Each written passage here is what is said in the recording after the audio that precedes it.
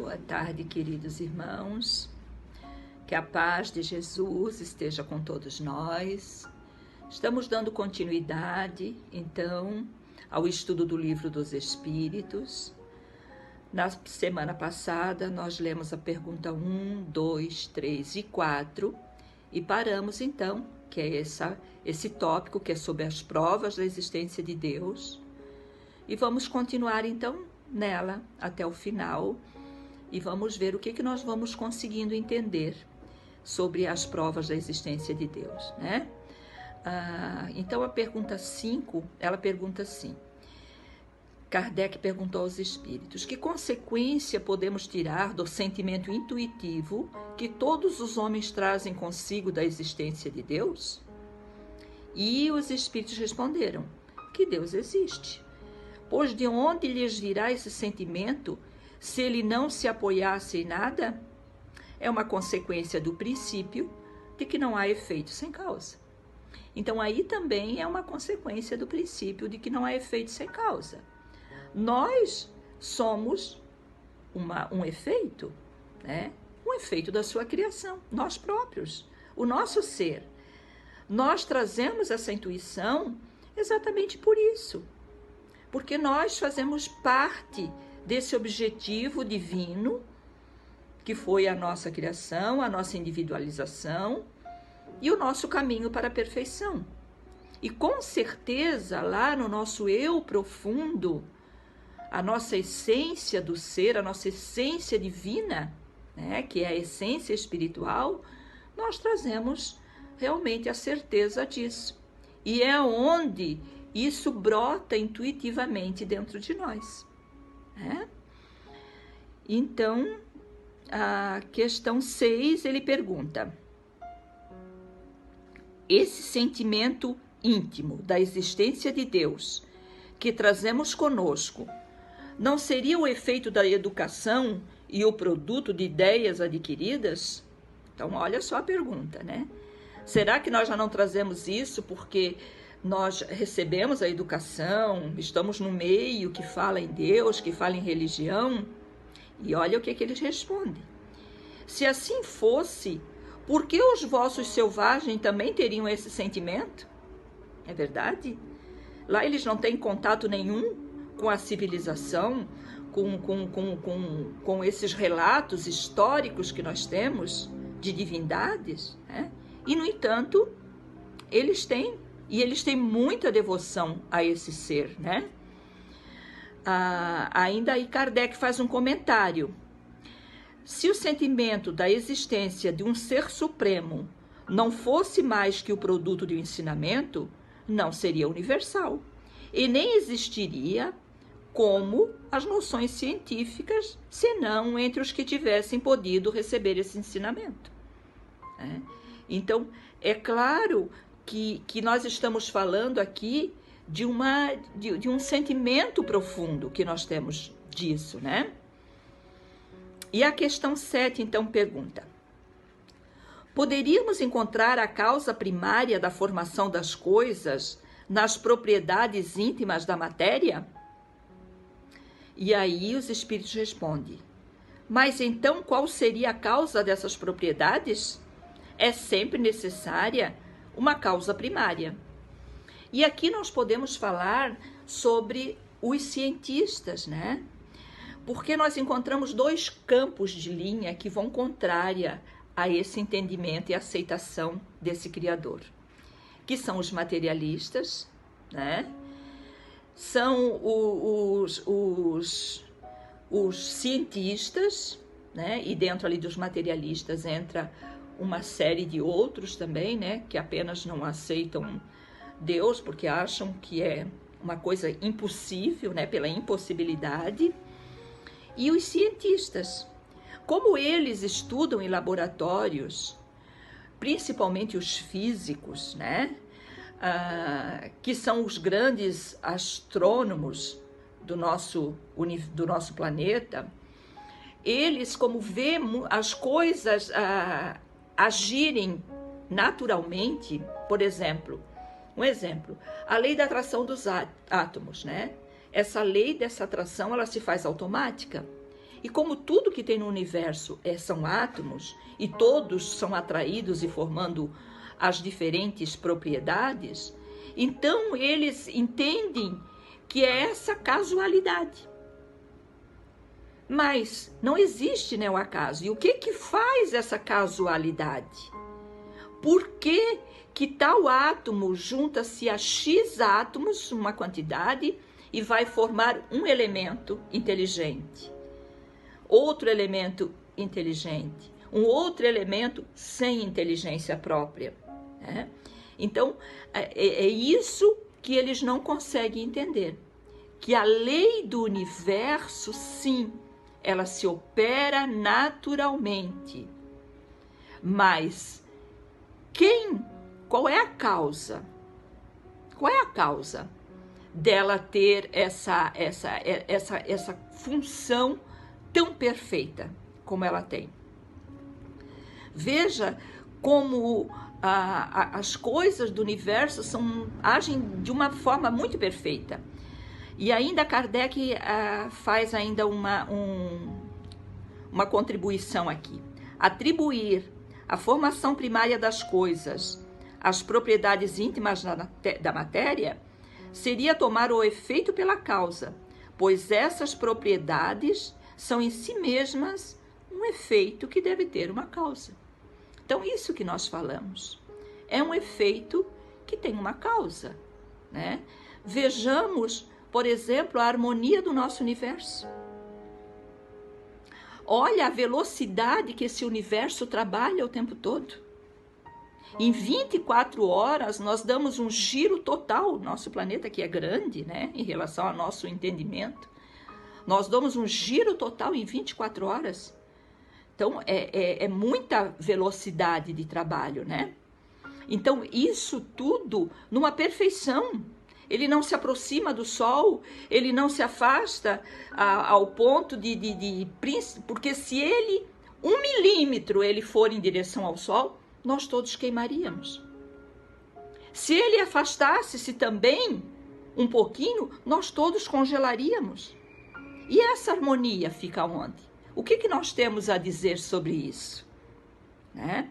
Nós sabemos aqui, por informação dos astrônomos, que as galáxias que nós já vimos ali no dia anterior, na semana passada, que a grandiosidade delas, muitas galáxias, elas se juntam num balé incrível e se juntam, e de 2 galáxias menores passam a ser uma maior, sem que haja prejuízo a quem quer que seja, a qualquer planeta. Nenhum planeta é chocado com o outro, e elas passam a girar naquela harmonia perfeita. Como que vamos explicar essas coisas? Pela ação da causalidade? Acreditamos que isso realmente não tem nenhuma lógica, né? Nenhum pensamento que nos possa fazer crer nisso. Então, eu já adiantei bastante agora da questão 8, né? Mas vamos fazer a questão do mesmo jeito. Que pensar da opinião que atribui a formação primária a uma combinação fortuita da matéria, ou seja, ao acaso? E os espíritos responderam: outro absurdo. Que homem de bom senso pode considerar o acaso como um ser inteligente? E além disso, o que é o acaso? Nada. Então é isso. O acaso não é nada. Vocês já pensaram se nosso corpo físico fosse regulado pelo acaso? Por acaso hoje você vai conseguir caminhar? Por acaso hoje você não vai conseguir caminhar? Por acaso hoje você vai conseguir pensar? Por acaso hoje você não vai conseguir pensar? Assim, né? Então é uma coisa que realmente não tem nenhum entendimento, que é um absurdo nós pensarmos, né? Então a gente vê que tudo que existe é muito perfeito. Olha o nosso corpo novamente falando, né? Eu acho o nosso corpo uma coisa incrível. As células do nosso corpo, elas vão crescendo, né? Ali vão se formando de uma coisinha minúscula, vai se bipartindo, vai aumentando, vai aumentando. E eu acho muito interessante isso que eu ouvi uma vez, até o Divaldo Franco que falou. O nosso braço, ele cresce de um tamanho, as nossas pernas de um outro tamanho, proporcional aos corpos mais ou menos que existe. A nossa mão também cresce, os dedos crescem. Como é que sabe, como é que as células sabem o momento que elas têm que parar de crescer no dedo? O momento que elas têm que parar de crescer na orelha? O momento que elas têm que parar de crescer no nariz? Que ali está pronto, que ali não precisa mais continuar. Mas as perninhas continuam a crescer, mas os bracinhos continuam a crescer. Então é uma inteligência muito grande que tem ali. Não é a obra do acaso, né? E aí Kardec também faz um comentário aqui. Ele diz: a harmonia que regula as forças do universo revela combinações e fins determinados, e por isso mesmo um poder inteligente. Atribuir a formação primária ao acaso seria uma falta de senso, porque o acaso é cego e não pode produzir efeitos inteligentes. Um acaso inteligente já não seria um acaso. Então, se tem inteligência, é a inteligência que está comandando e não é o acaso. Os próprios físicos, astrônomos, eles se dividem em opinião. Existe aquele grupo que conta com o acaso e quer provar tudo como o acaso na natureza, né? E existe uma outra turma que dizem que não, que existe toda essa força, mas que existe uma lei de harmonia que faz com que haja essa conexão, essa inteligência, e que eles não sabem explicar. E aí até alguns fazem uma pergunta: seria isso o que dizem ser Deus? Então, isso são coisas muito interessantes que nós temos que pensar. As nossas células, elas têm uma memória.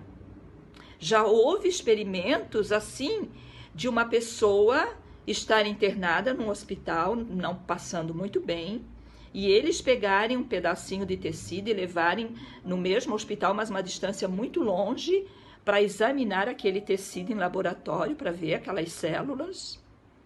E que no momento em que o paciente está lá no quarto e que ele se ressente e que ele se agita, as células lá se agitam também, seguindo a mesma conexão das outras, né? Então, existem assim, os estudiosos, eles ficam realmente sem saber o que dizer, não querendo acreditar que exista algo tão poderoso, mas não tendo como comprovar o porquê que essa lei de atração e esse andamento perfeito das leis acontece e se encadeia, né?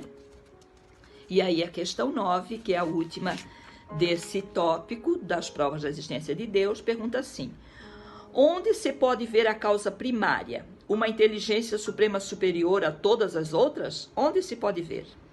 E aí os espíritos respondem: tendes um provérbio que diz o seguinte: pela obra se reconhece o autor. Pois bem, vede a obra e procurai o autor.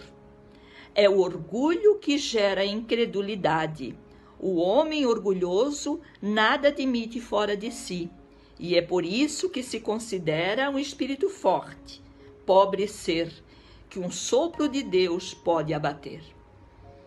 Então, nós sabemos que todas essas dúvidas, essa prepotência que nós temos de que somos superiores, que só o nosso planeta que tem vida, que Deus coisa nenhuma, são tudo frutos do orgulho, né? Nós queremos, o homem quer se tomar por Deus, por um ser superior que não é.